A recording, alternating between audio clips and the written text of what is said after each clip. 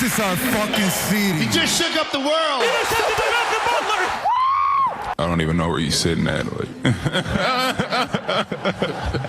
Good evening, ladies and gentlemen. It's your host, Ron Infante, here with Taking Dish Sports. Don't forget, guys, we're not only the guys that watch these sports, but we analyze them. Hey, and don't forget, guys, listen, tonight we were covering Fight Night 154 with Korean Zombie against Moicano, and boy, did they show up. It was 58 seconds of the show, but man, we got every second of impressive performance by Korean Zombie against Moicano. Listen, Korean Zombie had an unfortunate end to the fight against Jair Rodriguez. He was cruising in that fight. In my opinion, he was winning 4 rounds to 1, catches that unfortunate elbow, and it was one of those fights that he should have gotten in the top 10 easily. But he didn't. He came back tonight and proved why he should be in the top 5 in the UFC featherweight division right now. He was ranked 12th. Moicano was ranked 5th, and now he's up there.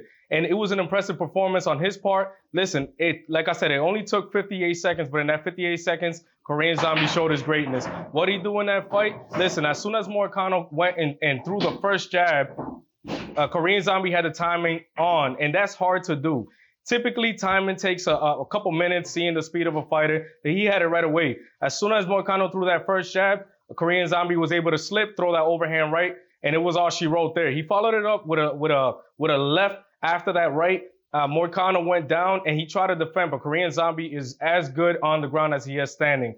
You know, he tried to get the submission on Moicano, but Korean Zombie is a veteran of the sport. He understands if he holds the submission, 2 things can happen. Moicano could recover, or he might not be able to finish the fight. He might gas out. He might tire his arms. So he went with the ground and pound and eventually ended up ending the fight at that moment. Listen, this is extremely exciting, especially with this featherweight division that's on fire. There's a lot of guys making noise in that division, and having him in the top 10 right now will be very, very good for the sport. So obviously, you got Max Holloway, that's the champion right now of the featherweight division. Alexander Volkanovski is the number 1 contender. He should be getting the chance at the title after beating Jose Aldo, but there's plenty of fights there. A dream fight that I would love to see would actually be the winner of Bryan Ortega versus Zabit Magomedov, whatever his name is. But you guys get the point. That's going to be a great fight. Whoever wins that fight, it should be a title eliminator.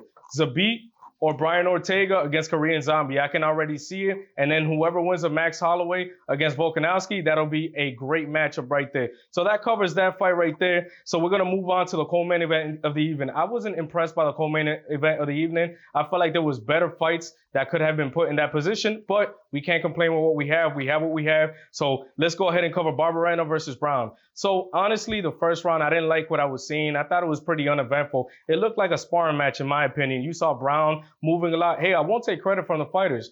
Brown and Barberena had a lot of head movement, a lot of body movement, but for the most part, Brown was circling. He has the size and reach advantage, so easily he was able to circle and stay out of distance. So that's what I thought on that first round. Second round, you could tell Barberena, being a smaller guy, he wants to move forward. He wants to close the distance to try to get to Brown, but he was uneventful in that position. There was one moment that Brown actually was on his back, but it was smart for Brown to be on his back. Reason being is because I'm gonna give you an example. When John Jones fought Lyoto Machida and was able to submit him, it was actually on the standing guillotine. He was able to get it and eventually submit him, and Machida ended up losing that fight. So it was smart for Brown to do this because Barberena had nothing coming for him in this fight. He ended up attempting the standing guillotine, but was not able to finish it because Brown defended properly, went on his back. Barberena tried to do ground and pound. It was minimal damage. Brown gets up. Another pretty much uneventful round. It was pretty even. I thought it was 1-1 heading into the third round. Third round comes up, and then Brown takes over. You know, Barberena was pushing forward again. He's trying to push the pace. It's a hard fight when you have somebody like Brown that's longer than you, always at bay and circling around. You know, Barberena wasn't doing a good job cutting off the ring, so therefore he was getting frustrated. Brown catches him with that front heel kick to the stomach, how Conor McGregor likes to throw. And then after that, it was all damage from there. Barberena dropped his hands. Brown caught him in a Muay Thai clinch, got him in the body with that Muay Thai knee, and then Muay Thai knee to the head as well. And that's how the fight ended there. It was a pretty uneventful fight. I mean, I thought it was disappointing. Yeah, it finished in a KO, but these are one of those fights of KOs that I don't like seeing. You know, I did watch it, but for the most part, it wasn't entertaining.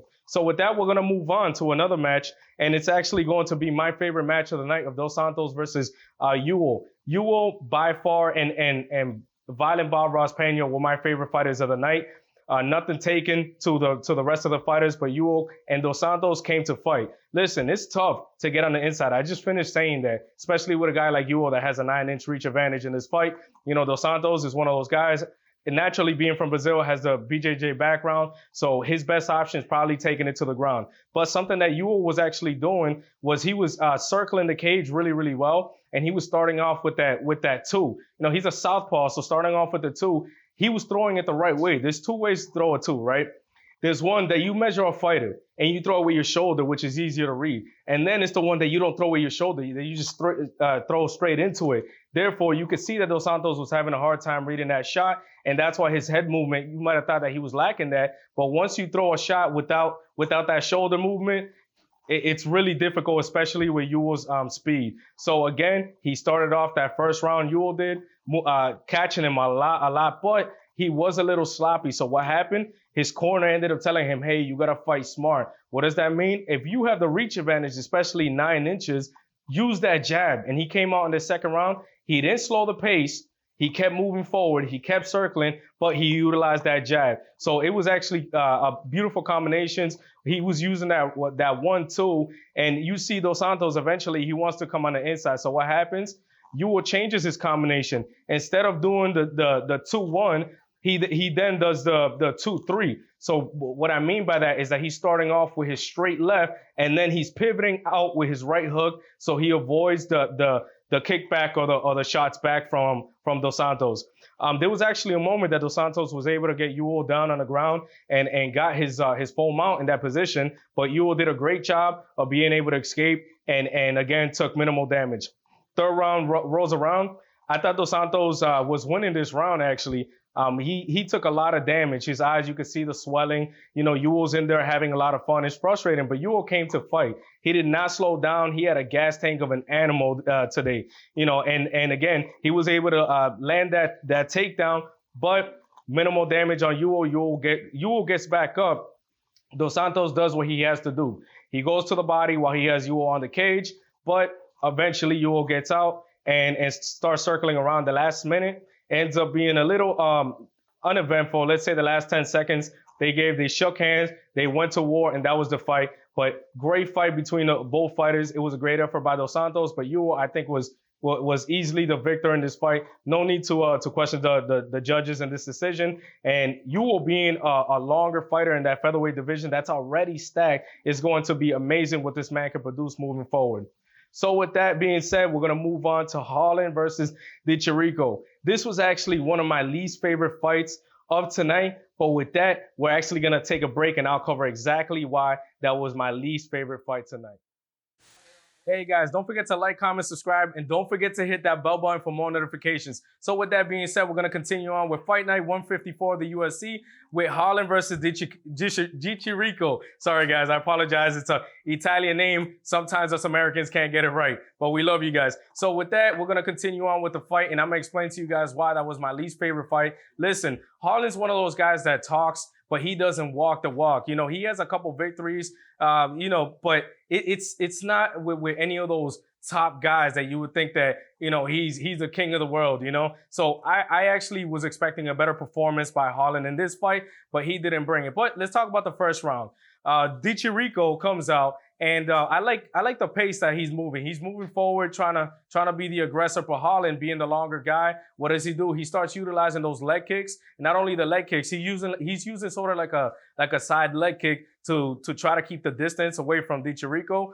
And it actually works. But listen, there's one thing that I did not like that Holland was doing in this fight, and it was actually annoying me. It's boxing 101. Listen, when you're at a far distance, you do not throw an uppercut or a hook from a far distance. Why? Because that opens you for counters. And this guy, Chirico, knew that he had the power in this fight, right? So he actually was trying to utilize those hooks overhand to try to counter Holland. But luckily, Holland was tall enough to avoid those blows. But again, I didn't like how Holland was utilizing his punches. Get a little closer in range, and maybe you'll be able to land those uppercuts and those hooks. So with that being said, There was one point in that first round that was a little bit eventful, and Chirico actually landed an elbow to the temple of Holland. They actually clipped him and dropped Holland, but Holland was able to get back up and continue on. I don't think it really hurt him.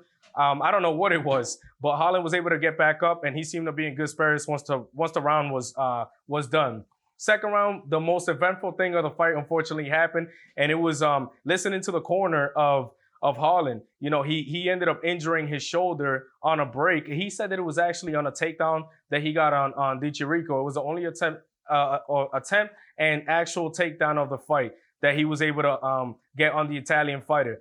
On the takedown, he said that he popped his shoulder out. So if you notice in that second round, his technique was a little different. He's more of a fluent kind of fighter, and he was really stiff in the second round. I thought maybe he was faking the injury. Maybe he was being smart because the corner was icing his shoulder at in between rounds. And your opponent is looking right at you. Maybe he's like, hey, maybe he has an injury. Let me try to get him sleeping. But Holland actually stood there and showed his heart. I will give him credit for that because he kept his right arm high and actually threw that a few times. He landed that straight right about 3 times on Chirico clean. So I thought it was actually the left shoulder, but when they checked him, he actually confirmed that it was the right shoulder that was injured. In the third round, what happens? Yeah, Holland stays at bay. I'm thinking Chirico, man, he needs to capitalize on this, take advantage of that, throw that left hook more and more times and see if he's able to catch Holland with that right hand a little low. Who knows? But Chirico took it off, and at the end of the fight, maybe this was more eventful than what happened in the corner. Chirico did not like that Holland was talking smack about him. So be it. Then he was whining about the decision. Hey man, you gotta go out and get the victory. You can't expect the judges to give it to you, and you did not produce enough offense. And Holland was able to pull enough offense to come out with this victory. So congratulations, Holland, but welcome to the big leagues with the other guys. So with that being said, we're gonna move on and actually cover the Iggy versus Aguilar fight, which was the war of the night. These guys went to war right in the beginning of the fight. The first chance that these guys had, they actually traded right hands. Aguilar's actually, it might have landed harder. Who knows? But the point was that Aguilar actually ended up getting cut on that, and it showed right away. But both guys possess powers. You could hear Michael Bisping talking about how powerful both guys were. And Aguilar is one of those guys. He's a fan favorite because he comes to fight. He comes for war. And so Iggy, I apologize if I'm pronouncing this wrong. The Hawaiian fighter actually was fighting smart. I like the way that he was fighting in the first round because he was landing the body shots. What happens when you go to the body? It doesn't produce right away. But overall, you could see in the fight, it starts slowing down fighters. But with that being said, we're going to continue on with the first round. Left hands were key in this fight too for the Hawaiian fighter. He was able to drop Aguilar, and I was surprised because Aguilar is a tank. He takes a lot of shots, and and is able to stay upright. But Aguilar was actually impressive because when he got up, he was able to throw his own shots. He's like, no, you're not finishing me in this fight in one round. This is a war. We're gonna finish this 3-round fight, both standing. So that's what ended up happening at the end of the first round. Second round comes up, and the Hawaiian fighter actually produces a takedown. And but both fighters you could tell they're extremely skilled when it comes to the ground game because Aguilar was able to reverse and both of them reverse and throwing. But the point was they were able to get ground and pound, and it was an extremely exciting round. Maybe it was 1-1 after the second round because I feel like Aguilar was able to push the pace a lot more in the second round. So therefore, I had it 1-1 going to the third round. In the third round, it kind of looked like both fighters slowed down, but Aguilar actually had the advantage until the Hawaiian fighter was able to hurt him there, which was impressive in my part. So the Hawaiian fighter, like I said, I thought he was slower in the third round, giving Aguilar an advantage. Reason being is because the faster guys, once they slow down, they're going to be at the same speed as the slower guy. And the slower guys are then going to be like, well, he's not as fast. I'm able to catch him. But it didn't work out like that. Hawaiian fighter ends up winning. I won't even bother saying his name. You guys know who I'm talking about. But Aguilar is going to be able to bounce back from that fight. So, hey, welcome to the big leagues. Again, those are two guys that are going to be around for a long, long time because they're fan favorites. So I really enjoy seeing this fight.